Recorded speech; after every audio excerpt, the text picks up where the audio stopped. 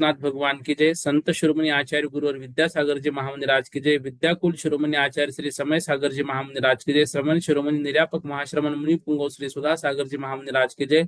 समस्त मुनि संघ की जय। देखिए, हरिवंश पुराण का 9वां सर्ग, भगवान ऋषभ देव का बाल्य, राज्य, वैराग्य, दीक्षा, प्रथम आहार और केवल ज्ञान, इन सब का वर्णन इस 9वें सर्ग में किया हुआ है। तो भगवान ऋषभ देव जन्म के बाद इंद्र द्वारा उनके अंगूठे में स्थापित अमृत को पीते हुए और माता पिता के नेत्रों के लिए अमृत रूप सुख प्रदान करते हुए धीरे धीरे बढ़ने लगे। जैसे जैसे उनका बाल्यकाल बढ़ता गया, वैसे वैसे संसार के समस्त प्राणियों का आनंद भी बढ़ने लगा। उनकी बाल क्रीड़ा इतनी आकर्षक थी कि लोग उन्हें देखकर तृप्त नहीं हो पाते थे। वे इंद्र द्वारा भेजे गए देव बालकों के साथ क्रीड़ा करते थे, जो उनके प्रतिबिंब के समान ही दिखाई देते थे। उनके शयन, आसन, वस्त्र, आभूषण, भोजन, वाहन आदि सब वस्तुएं देवों द्वारा निर्मित थी। इंद्र की आज्ञा से धन कुबेर स्वयं भगवान की सेवा में उपस्थित रहते और ऋतु तथा अवस्था के अनुसार उनकी सेवा करते। जब भगवान युवावस्था को प्राप्त हुए तब उनका शरीर अद्भुत शोभा से युक्त था। उनकी भुजाएं विशाल थी, वक्षस्थल श्री वत्स चिन्ह से सुशोभित था और उनके अंग प्रत्यंग अत्यंत सुंदर थे। उनके सिर पर घुंघराले काले बाल ऐसे प्रतीत होते मानो सुमेरु पर्वत पर इंद्रनील मणियों का समूह रखा हो।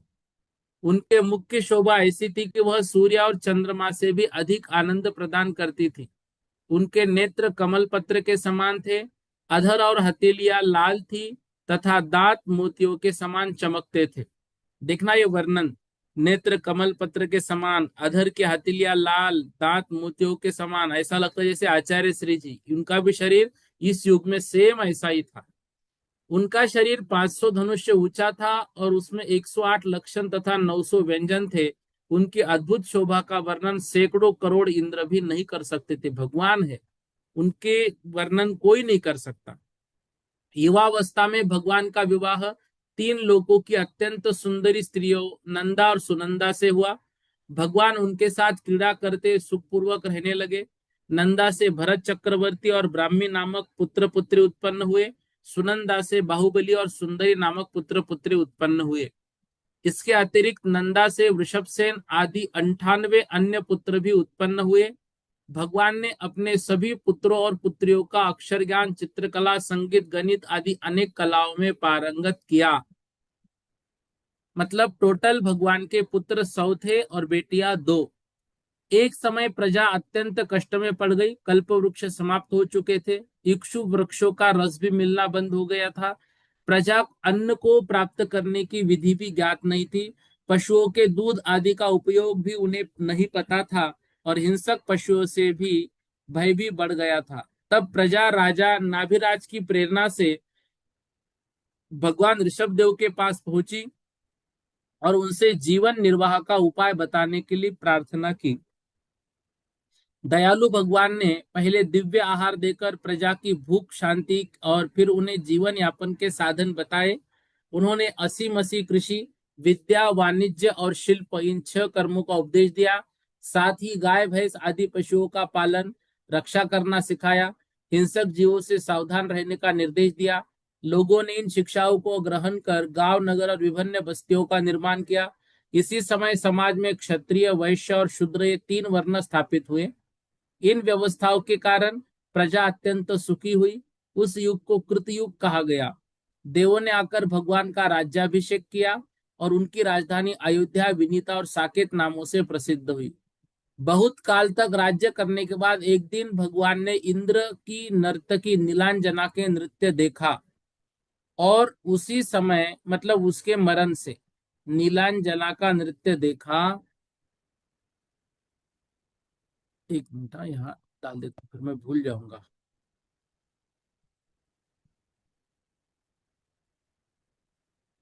उसी के मृत्यु से उसी समय उनके मन में वैराग्य उत्पन्न हुआ। मतलब नीलांजना की मृत्यु हुई, ये सब आपको विषय मालूम, इसलिए ज्यादा डिटेल में नहीं लिया। उन्होंने विचार किया कि संसार के सुख अंत में दुख से भरे होते हैं और जीव कर्मों के अधीन होकर निरंतर भटकता रहता है। उन्होंने अपने अनेक पूर्व जन्मों का स्मरण किया और समझ लिया कि भोगों से कभी तृप्ति नहीं होती, इसलिए उन्होंने मोक्ष प्राप्त करने का निश्चय किया। उनके इस वैराग्य को देखकर ब्रह्मलोक के लौकांतिक देव आए। उन्होंने भगवान से धर्म तीर्थ प्रवर्तन की प्रार्थना की। तत्पश्चात इंद्र सहित सभी देवों ने भगवान का अभिषेक किया और कुबेर ने उनके लिए सुदर्शना नाम की दिव्य पालकी बनवाई। उसी पालकी में बैठकर भगवान सिद्धार्थ वन पहुंचे। उन्होंने प्रजा को समझाया कि संसार में सब वस्तुओं का वियोग निश्चित है, लोगों को धर्म में स्थिर रहना चाहिए।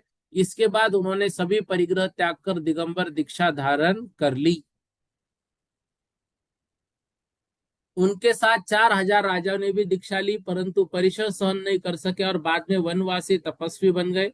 भगवान स्वयं 6 महीने तक मौन पूर्वक कायोत्सर्ग में स्थित रहे। बाद में उन्होंने विचार किया कि धर्म की रक्षा के लिए शरीर आवश्यक है और शरीर के लिए अन्न आवश्यक है। इसलिए उन्होंने लोकहित के लिए निर्दोष आहार ग्रहण करने की विधि दिखाने का निश्चय किया और गोचर के लिए विहार करने लगे। लोग भगवान की इच्छा को नहीं समझते थे, इसलिए कोई उन्हें आहार नहीं दे सका। इस प्रकार भगवान 6 महीने तक आहार के बिना विहार करते रहे। अंततः वे हस्तिनापुर पहुंचे, जहां हस्तिनापुर भी है और हस्तिनापुर भी है, वो एक ही शब्द है। जहां उन्होंने राजा सोमप्रभ और श्रेयांस रहते थे। उसी दिन श्रेयांस को पूर्व जन्म का स्मरण हुआ और उन्हें आहार देने की विधि याद आ गई। उन्होंने अत्यंत श्रद्धा से भगवान को इक्षुरस अर्पित किया। भगवान ने उन्हें उसे स्वीकार कर 6 महीने के उपवास के बाद पारणा की। उस समय 5 प्रकार के आश्चर्य प्रकट हुए। देवों ने दुंदुभी बजाई, पुष्प वर्षा हुई और आकाश में अहो दान की ध्वनि सुनाई दी। इस प्रकार श्रेयांस ने दान धर्म की परंपरा प्रारंभ की और बाद में लोगों को दान के 9 अंग बताए। भगवान ऋषभ देव ने इसके बाद 1,000 वर्ष तक कठोर तप किया।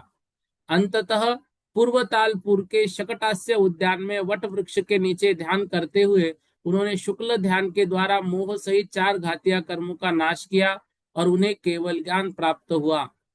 उस समय देवों ने आकर उनकी स्तुति की। 8 प्रात्यार्य तथा 34 अतिशय प्रकट हुए। इसी समय भरत को पुत्र की प्राप्ति और चक्र रत्न की प्राप्ति का समाचार मिला। वह तुरंत भगवान के दर्शन के लिए पहुंचा। अनेक राजाओं और लोगों ने भी दीक्षा ली। ब्राह्मी सुंदरी आरिका बनी तथा भगवान का चतुर्विध संघ स्थापित हुआ। इसके बाद 12 योजन विस्तार वाले समो सरन की रचना हुई। उसमें मुनि, आरिका, देव देविया, मनुष्य और तिर्यंच आदि 12 गण बैठे। प्रथम गंधर्व ने भगवान से प्रश्न किया। भगवान दिव्य ध्वनि द्वारा समस्त पदार्थों का उपदेश दिया। इस प्रकार आचार्य जिनसेन रचित हरिवंश पुराण के 90 सर्ग की यहाँ पर प्रमुख घटनाएं क्लियर हुई। ये प्रश्न आदि दिए हैं। देखो, बहुत लोगों के और मैसेज आ रहे हैं कि अभी आप गोमट सार कर लीजिए, तो ये 5-7 दिन में हम कर लेते हैं। 8 दिन आप इसको पढ़ लो, शुरू किया है तो। ऐसे हम इसको बीच में बंद नहीं करते हैं। फिर हम उसको गोमट सार का भी पूरा ले लेंगे, आप चिंता मत करो। हरिवंश पुराण का 10वां सर्ग देखो। जब समोसरन में तीनों लोगों के असंख्य जीव उपस्थित थे, तब भगवान ऋषभ देव ने धर्म का उपदेश देते हुए 1,000 वर्ष तक धारण किया हुआ अपना मौन त्याग दिया। उस समय भगवान स्वयं संसार सागर से पार करने वाला तीर्थ दिखा रहे थे। इसलिए दिव्य ध्वनि के द्वारा प्रतिपादित अत्यंत गूढ़ अर्थ भी लोगों को सहज ही समझ में आने लगे। जिनेन्द्र भगवान सूर्य के समान वचन रूपी प्रकाशों से पदार्थों को प्रकाशित कर रहे थे, इसलिए मिथ्यात्व का अंधकार कहीं भी स्थान नहीं पा रहा था। भगवान ने उपदेश दिया कि सभी प्राणियों को जीव दया आदि धर्मों का पूर्ण प्रयत्न से पालन करना चाहिए, क्योंकि धर्म ही समस्त सुखों का मूल है। देवों और मनुष्यों में जो इंद्रिय विषयों से उत्पन्न सुख दिखाई देता है, वह भी धर्म से उत्पन्न होता है और कर्मों से रहित स्वाधीन अंतहीन मोक्ष सुख भी धर्म से ही प्राप्त होता है। भगवान ने बताया कि अहिंसा, सत्य, आचौर्य, ब्रह्मचर्य, अपरिग्रह, ये 5 व्रत यदि सूक्ष्म रूप से धारण किया। आप देखो, आदिनाथ भगवान के उपदेश में पांचों व्रत है। और कुछ लोग मतलब मानते हैं जैसे श्वेतांबर मत में कि ब्रह्मचारी जो है वो महावीर भगवान ने लाया, पहले 4 ही महाव्रत थे। ऐसा बिल्कुल नहीं, पांचों महाव्रत पहले से चले आ रहे हैं। गृहस्थों के लिए दान, पूजा, तप और शील, ये 4 प्रकार के शारीरिक धर्म बताए गए हैं। ये चारों धर्म त्याग से उत्पन्न होते हैं। सम्यक दर्शन जिसकी जड़ है, ऐसा गृहस्थ धर्म देवगति की प्राप्ति कराता है। और पूर्ण रूप से पालन किया गया मुनि धर्म मोक्ष सुख प्रदान करता है। अल्पज्ञानी मनुष्यों को धर्म का यथार्थ स्वरूप श्रुत ज्ञान के माध्यम से जानना चाहिए। श्रुत ज्ञान द्रव्य श्रुत और भाव श्रुत के भेद से द्वादशांक रूप में प्रकट होता है। यह आप्त पुरुष द्वारा प्रकट किया जाता है। आप्त वही है जो राग आदि दोषों तथा ज्ञानावरण आदि दर्शनावरण कर्मों से रहित हो। श्रुत ज्ञान के 20 भेद बताए गए हैं, यह हमको मालूम है। इनमें सबसे सूक्ष्म पर्याय ज्ञान, यह सूक्ष्म निगुद्या लब्ध पर्याप्त जीव में पाया जाता है। उस पर कभी आवरण नहीं पड़ता। यदि उस पर भी आवरण पड़ जाए तो ज्ञानोपयोग समाप्त हो जाएगा और ज्ञानोपयोग के अभाव में जीव का भी अभाव हो जाएगा। इसलिए यह सिद्ध है कि जीव का उपयोग शक्ति का पूर्ण विनाश कभी नहीं होता, क्योंकि यह जीव का अनुजीवी गुण है। उसके बिना जीव कभी रह नहीं पाएगा। जिस प्रकार मेघों के आवरण के बाद सूर्य और चंद्रमा का प्रकाश कुछ न कुछ दिखाई देता रहता है, उसी प्रकार शुद्ध ज्ञानावरण होने पर भी पर्याय ज्ञान प्रकट रहता है। जब पर्याय ज्ञान अनंत भाग वृद्धि से बढ़ता हुआ अक्षर ज्ञान तक पहुंचता है, तब पर्याय समास ज्ञान कहते हैं। अक्षर पद से पद ज्ञान तक अक्षरों की वृद्धि, वृद्धि अक्षर समास। इसके बाद पद ज्ञान उत्पन्न होता है। पद भी 3 प्रकार के। अब ये सारे विषय जो है हमने पढ़े हुए हैं, इसलिए इसको मैं आप सिर्फ देख लो। ये सारा विषय आपको पढ़ना भी है, क्योंकि परीक्षा की तैयारी करनी श्रुत ज्ञान को, ठीक है। ये सारे भेद हमने पढ़े हुए हैं। अंग बाह्य, इसके बाद भगवान ने ज्ञान के प्रकार बताए। मति ज्ञान, श्रुत ज्ञान, अवधिक ज्ञान, मन परे ज्ञान, केवल ज्ञान, सम्यक दर्शन, सम्यक ज्ञान, सम्यक चारित्र। भगवान के उपदेश रूपी औषधि को सुनकर तीनों लोगों के जीव संदेह रूपी रोग से मुक्त होकर ऐसे प्रसन्न हो गए मानो मोक्ष की प्राप्ति हो गई हो। अनेक लोगों ने मुनि धर्म और श्रावक धर्म को ग्रहण किया तथा सम्यक दर्शन, सम्यक ज्ञान और सम्यक चारित्र से युक्त हो गए। चारों निकाय के देवों ने भगवान को नमस्कार किया और अपने अपने लोकों को लौट गए। राजा भरतेश्वर ने भी भगवान की पूजा की, अन्य राजाओं के साथ प्रसन्न होकर अयोध्या लौट गए। इस प्रकार आचार्य जिनसेन द्वारा रचित हरिवंश पुराण का 10वां सर्ग यहाँ पर पूर्ण हुआ।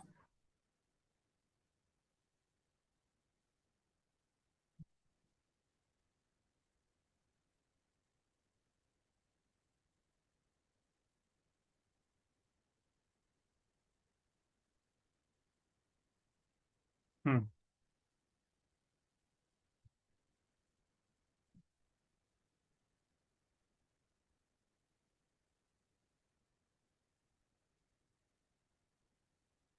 अगला सर्ग देखिए, प्रश्नोत्तर आप अवश्य पढ़ लेना।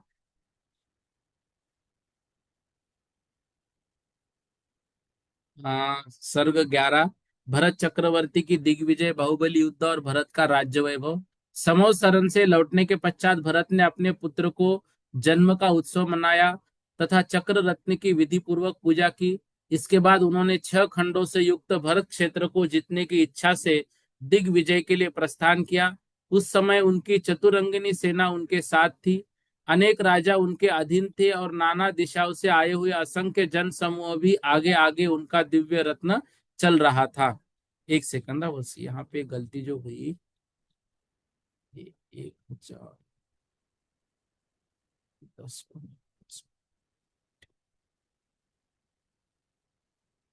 हम्म। उस समय उनकी चतुरंगिनी सेना उनके साथ थी। अनेक राजा उनके अधीन थे। नाना दिशाओं से आए हुए असंख्य जन समूह के आगे आगे उनका दिव्य चक्र रत्न चल रहा था। भरत की सेना गंगा नदी के किनारे किनारे चलती हुई गंगा सागर तक पहुंची। वहां गंगा द्वार पर भरत ने मन, वचन और काय शुद्धि करके 3 दिन का उपवास किया। तत्पश्चात वे 2 घोड़ों से जुते हुए वेगवान रथ पर सवार होकर समुद्र में घुटनों तक प्रवेश कर गए।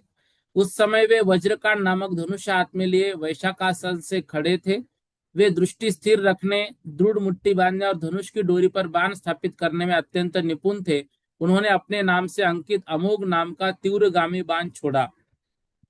वह वज्र के समान चमकता हुआ बाण 12 योजन दूर जाकर मागध देव के भवन में गिरा और उसके गिरते ही आकाश शब्द से गूंज उठा।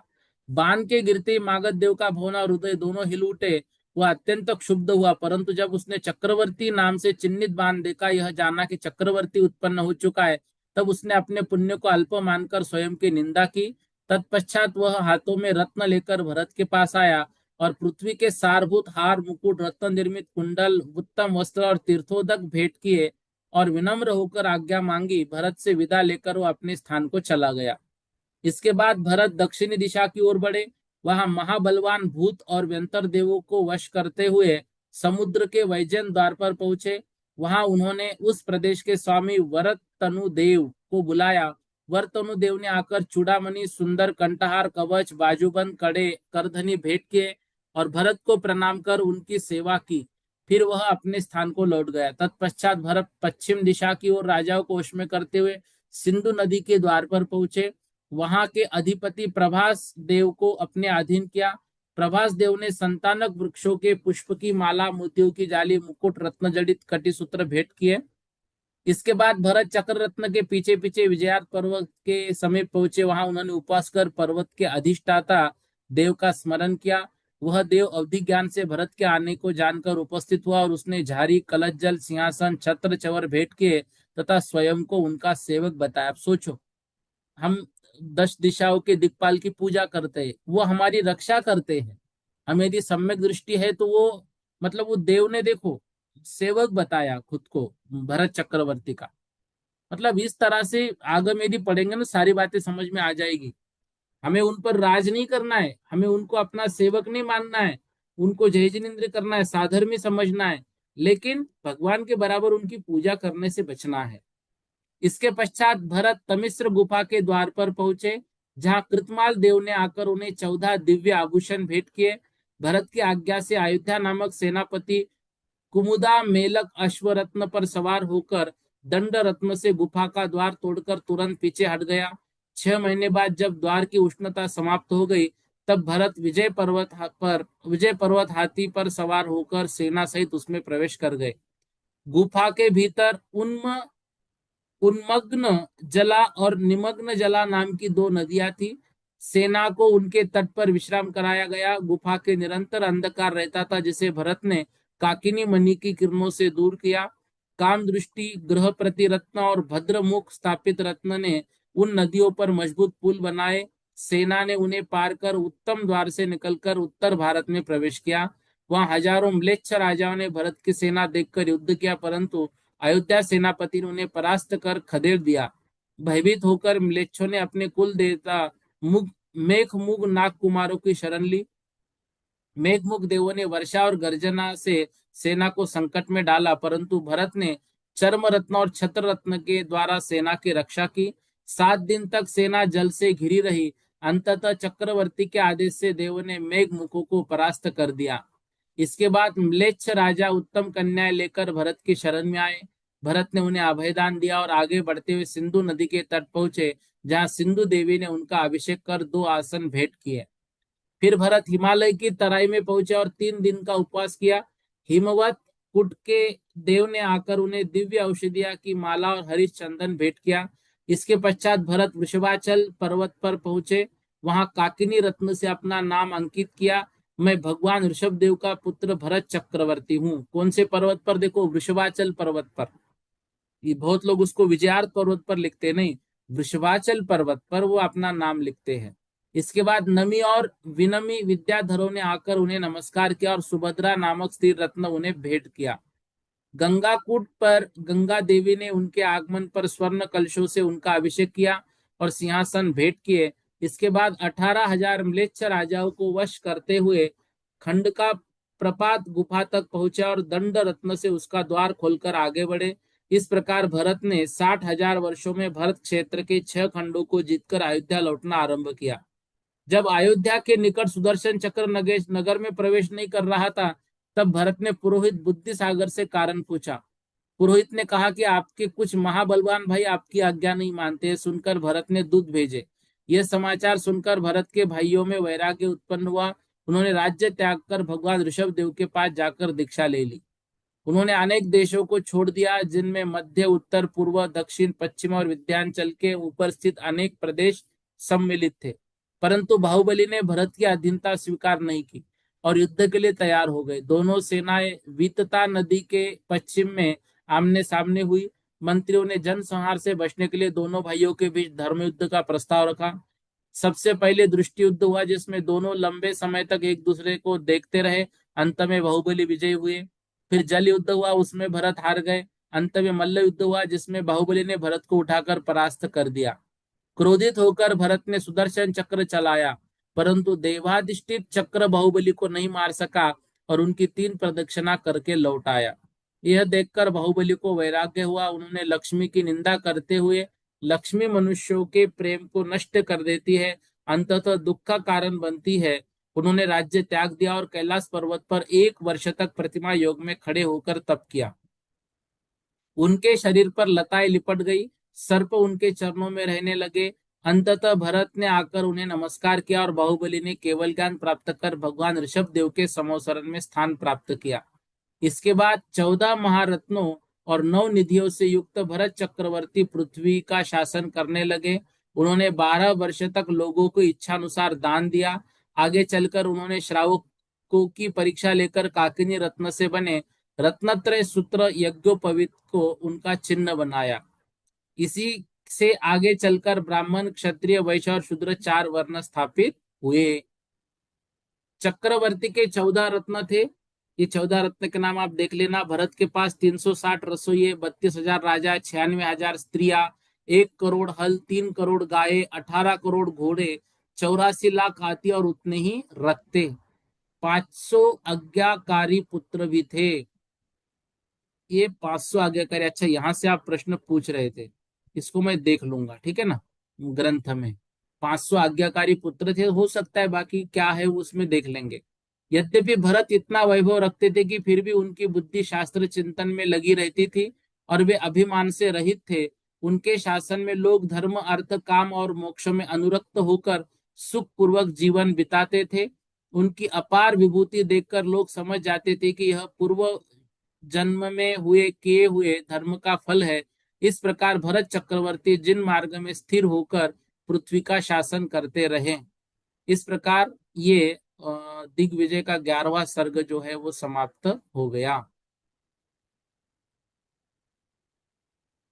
ठीक है।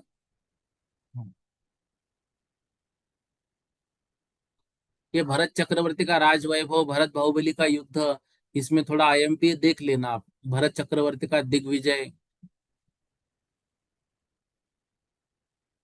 12वां सर्ग, भरत चक्रवर्ती की भक्ति, जय कुमार सुलोचना का पूर्व भव और भगवान ऋषभ देव का निर्वाण। चक्रवर्ती भरत निरंतर समोसरण में जाकर भगवान ऋषभ देव को नमस्कार करते थे और 63 शलाका पुरुषों के पुराण को विस्तार पूर्वक सुनते थे। उन्होंने 24 तीर्थंकरों की वंदना के लिए अपने महलों के द्वार पर ऐसी रत्न निर्मित वंदन मालाएं बंधवाई थी, जिनमें 24 घंटियां लगी थी। जब भी वे महल से निकलते, उन मालाओं का स्पर्श सिर से होता और घंटियों की ध्वनि सुनकर उन्हें 24 तीर्थंकरों का स्मरण हो जाता, जिससे वे परोक्ष रूप से उनका नमस्कार करते थे। अब ये पूर्व के 24 तीर्थंकर होंगे। एक बार चक्रवर्ती भरत के साथ विवर्धन कुमार आदि 923 राजकुमार भगवान के समोसरण में पहुंचे।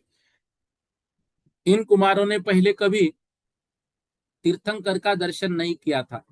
वे अनादि मिथ्या दृष्टि थे और अनादि काल से स्थावर कायों में जन्म मरण करते हुए अनेक क्लेशों को भोगते आए थे।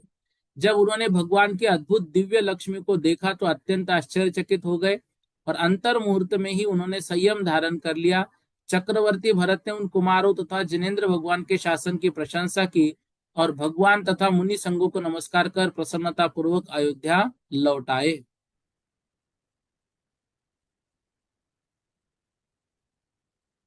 ये देखो 923 यहाँ पर आया हुआ है। ठीक है। समय बीतने पर भरत के साम्राज्य में पहली बार स्वयं प्रभा का प्रारंभ हुआ। एक विशाल स्वयंवर मंडप में अनेक भूमि गोचरी तथा विद्याधर एकत्रित हुए। बनारस के राजा अकम्पन की पुत्री सुलोचना ने हस्तिनापुर के राजा सोमप्रभ के पुत्र मेघश्वर और जय कुमार को पति के रूप में वरण किया। उस अवसर पर अर्ककीर्ति और जय कुमार के बीच युद्ध हुआ, जिसमें जय कुमार ने अर्ककीर्ति को बांध लिया, परंतु अकम्पन की प्रेरणा से मुक्त कर उसका सम्मान किया। चक्रवर्ती भरत ने भी जय कुमार का सत्कार किया। कुछ समय बाद जय कुमार अपनी स्त्रियों से घिरे महल की छत पर बैठे थे। उसी समय उन्होंने आकाश में जाते हुए एक विद्याधर और विद्याधरी को देखा और अचानक मूर्छित हो गए। अंतपुर की स्त्रियों ने उपचार करके उन्हें होश में लाया। होश में आते ही वे प्रभावती तू कहाँ गई कहने लगे। विद्याधर दंपति को देखकर उन्हें अपने पूर्व भोग का स्मरण हो गया था। उस समय महल के छज्जे पर कबूतर कबूतरी का युगल देखकर सुलोचना को भी जाति स्मरण हो गया। वह भी मूर्छित हो गई। होश आने पर हिरण्यवर्मा का नाम लेने लगी। तब जय कुमार ने कहा कि पहले जन्म में वही हिरण्यवर्मा था, और सुलोचना ने कहा कि वह प्रभावती थी। इस प्रकार दोनों ने अनेक चिन्हों से निश्चय कर लिया कि पूर्व जन्म में विद्याधर थे। अंतपुर के लोगों की जिज्ञासा शांत करने के लिए जय कुमार की आज्ञा से सुलोचना ने अपने 4 पूर्व जन्मों का चरित्र सुनाया। उसमें बताया सुकांत और रतिवेगा नामक दंपति को उमटीकारी ने जलाकर मार दिया। वह मरकर बिलाव बना। सुकांत रतिवेगा कबूतर कबूतरी बने। बिलाव ने उन दोनों को खा लिया, जिससे अत्यंत दुख हुआ। बाद में मुनिदान की अनुमोदना के प्रभाव से कबूतरी प्रभावती नाम की विद्याधरी बनी। कबूतर हिरण्यवर्मा नाम का विद्याधर बना। वे दोनों विद्याधर सुख पूर्वक रहते थे। एक बार जब वे वन में तप कर रहे थे, तब उनके पूर्व शत्रु बिलाव का जीव विद्वेग नामक चोर बनकर उन्हें अग्नि में जला गया। परिणामवश वे प्रथम स्वर्ग में देवदेवी बने, देव और देवी। विद्युवेग नरक में गया। आगे चलकर नरक से निकलकर वही जीव भीम नाम का साधु बना। तब तीनों ने परस्पर क्षमा भाव धारण कर लिया। कालांतर में भीम मुनि मोक्ष को प्राप्त हुआ और देव दंपति स्वर्ग से च्युत होकर जय कुमार और सुलोचना के रूप में जन्म। देखो कितना बढ़िया प्रसंग। क्षमा मांगी तो वो वैर भी जो था वो नष्ट हुआ और वो भीम मोक्ष को चले गए। नहीं तो जैसे पारसनाथ भगवान के साथ कमठ ने वैर बांधे ही रखा। पारसनाथ भगवान क्षमा करते गए, मोक्ष को गए, और कमठ ने नहीं किया तो कितना दुख भोगना पड़ा। इसके बाद सुलोचना ने श्रीपाल चक्रवर्ती का चरित्र सुनाया। पूर्व जन्म के 5 भावों के स्नेह से बंधे हुए जय कुमार और सुलोचना को जाति स्मरण विद्याएं प्राप्त हो गई। वे विद्याधरों के लोक में विहार करने लगे। जय कुमार कभी जिनेन्द्र भगवान की वंदना करता, कभी सुमेरु पर्वत की गुफा में सुलोचना के साथ रमन करता, कभी किन्नरों के गीतों से गूंजते पर्वतों पर क्रीड़ा करता था। यद्यपि वो कर्मभूमि उत्पन्न हुआ था, फिर भी भोग भूमि के समान इच्छानुसार भोग करता था। एक बार इंद्र की प्रेरणा से रतिप्रभ देव ने अपनी पत्नी सहित सुमेरु पर्वत पर जय कुमार के शील की परीक्षा ली और उसकी शील शुद्धि देखकर उसकी पूजा की। यह सत्य है कि सभी शुद्धियों में शील की शुद्धि ही श्रेष्ठ होती है, क्योंकि शीलवान व्यक्ति के प्रति देव भी सेवक बन जाते हैं। जय कुमार अपने भाई विजय के साथ अनेक भोग भोगता रहा। मतलब शील का महत्व भी समझना आप। एक दिन वो सुलोचना के साथ पर्वत पर क्रीड़ा करता हुआ भगवान ऋषभ देव के समोसरण में पहुंचा। वहां उसने सुलोचना को समोसरण का अद्भुत दृश्य दिखाया। त्रिलोकीनाथ जिनेन्द्र 8 प्रातिहार्य और 34 अतिशयों से सुशोभित है। चारों निकायों के देव देवियां उन्हें प्रणाम कर रहे हैं। उनके समीप ऋषभ सेन आदि 70 गंधर्व विराजमान हैं। बाहुबली केवल ज्ञानी मुनिराज अपने भाइयों से घिरे हैं। सोमप्रभ मुनिराज श्रेयांस मुनि तप में स्थित है। अकंपन महाराज अपने 1000 पुत्रों सहित तपस्या कर रहे। ब्राह्मी सुंदरी आरिकाओं के अग्रणी है, और भरत चक्रवर्ती अपने परिवार सहित वहां उपस्थित है। समोसरण में विरोधी तिर्यंश भी मित्रों की तरह साथ बैठे थे। यह सब दिखाकर जय कुमार आकाश से उतरकर जिनेन्द्र की स्तुति करता हुआ भरत के पास बैठ गया और सुलोचना सुभद्रा के पास बैठ गई। धर्मोपदेश सुनकर जय कुमार का मोह नष्ट हो गया और उसने सम्यक दर्शन, सम्यक ज्ञान और सम्यक चरित्र प्राप्त किया। उसने अपने पुत्र अनंत वीर्य को राज्य देकर चक्रवर्ती के मना करने पर भी अपने भाई विजय के साथ भगवान के समीप दीक्षा ले ली। उसके साथ 108 राजाओं ने राज्य और परिवार छोड़कर दीक्षा धारण की। सुलोचना भी अपने सहपत्नियों के साथ श्वेत वस्त्र धारण कर ब्राह्मी और सुंदरी के पास जाकर दीक्षा ली। दीक्षा के बाद जय कुमार द्वादशांक के ज्ञाता होकर भगवान के गंधर्व बने और सुलोचना 11 अंगों की धारिणी आरिका बनी। बाद में अनेक राजाओं ने भी लक्ष्मी का त्याग कर दीक्षा ली। भगवान के गंधर्वों की संख्या 84 तथा गणों की संख्या 84,000 हो गई। इन 84 गंधर्वों में ऋषभ सेन से लेकर अनुपम तक अनेक आचार्यों के नाम बताए गए हैं। भगवान ऋषभ देव की सभा में 7 प्रकार के मुनि संघ था। ये कौन कौन है आप थोड़ा देख लेना। भगवान ऋषभ देव की कुल आयु 84 लाख पूर्व थी। उसमें 83 लाख पूर्व छद्मस्त काल था और 1 लाख पूर्व तक उन्होंने पृथ्वी पर विहार कर अनेक भव्य जीवों को संसार सागर से पार कराया। अंत में उन्होंने रत्नत्रय रूप भाव तीर्थ की स्थापना कर और त्रिभुवन के हितकारी क्षेत्र तीर्थ का प्रवर्तन करके कैलाश पर्वत पर आरूढ़ होकर योग निरोध किया। वहां 1,000 राजाओं के साथ तप करते हुए 4 अघातिया कर्मों का क्षय कर मोक्ष प्राप्त किया। उनके निर्वाण के पश्चात मुनि संघ, देवगण, भरत चक्रवर्ती सहित अनेक राजाओं ने गंध, पुष्प, धूप, अक्षत और दीप से उनके शरीर की पूजा की और प्रार्थना की कि हमें ऋषभ देव के गुण रूपी फल की प्राप्ति हो।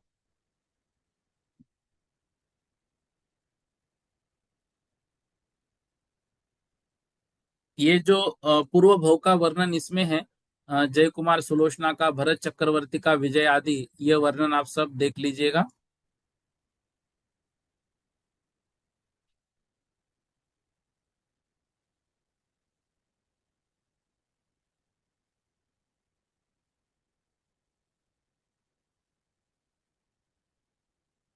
हम्म। भरत चक्रवर्ती का मोक्ष, सूर्यवंश चंद्रवंश की परंपरा, आगे के तीर्थंकरों का वर्णन। छठखंड पृथ्वी के स्वामी महाराज भरत ने दीर्घ काल तक राज्य और लक्ष्मी का उपभोग किया। उसके बाद उन्होंने अपने पुत्र अर्क कीर्ति का अभिषेक कर उसे राज्य सौंप दिया। इसके पश्चात उन्होंने जिन दीक्षा ग्रहण की। जिन दीक्षा उनके लिए उस जाल के समान थी जिससे वे आत्मरूपी परिग्रह से युक्त तथा निग्रह करने में कठिन इंद्रिय रूपी मृग समूह को वश में कर सके।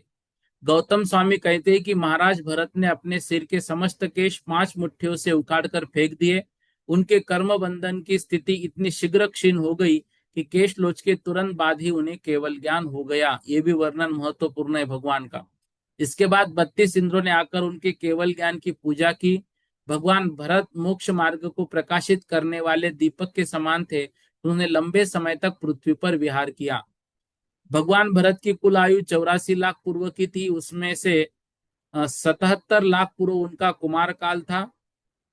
6 लाख पूर्व उन्होंने चक्रवर्ती रूप में राज्य किया और 1 लाख पूर्व उन्होंने मुनि पद में रहकर विहार किया। आयु के अंत में वृषभ सेन आदि गंधर्वों के साथ कैलाश पर्वत पर गए।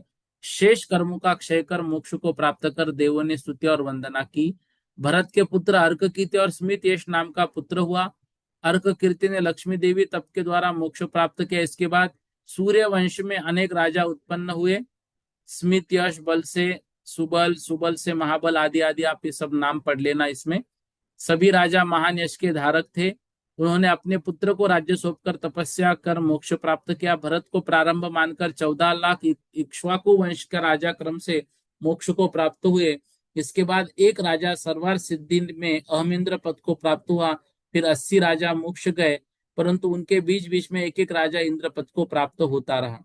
सूर्य वंश में उत्पन्न अनेक वीर और धैर्यवान राजा राज्य छोड़कर तपस्या करते हुए स्वर्ग मोक्ष को प्राप्त हुए।